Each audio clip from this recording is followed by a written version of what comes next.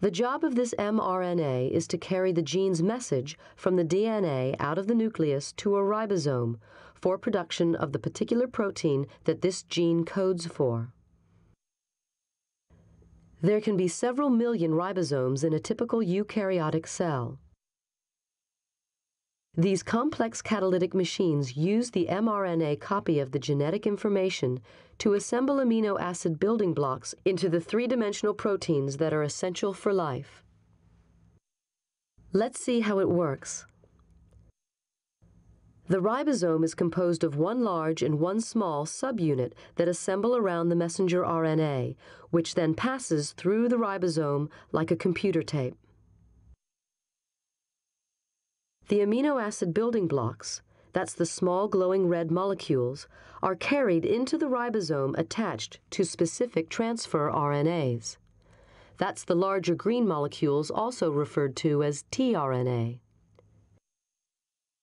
The small subunit of the ribosome positions the mRNA so that it can be read in groups of 3 letters known as a codon. Each codon on the mRNA matches a corresponding anticodon on the base of a transfer RNA molecule.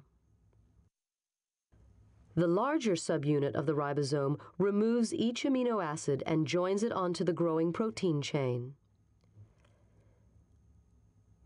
As the mRNA is ratcheted through the ribosome, the mRNA sequence is translated into an amino acid sequence.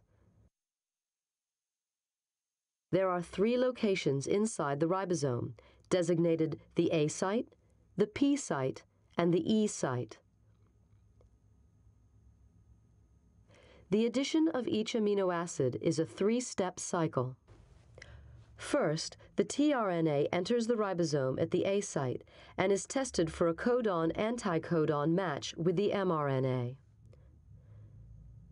Next, provided there is a correct match, the tRNA is shifted to the P site, and the amino acid it carries is added to the end of the amino acid chain.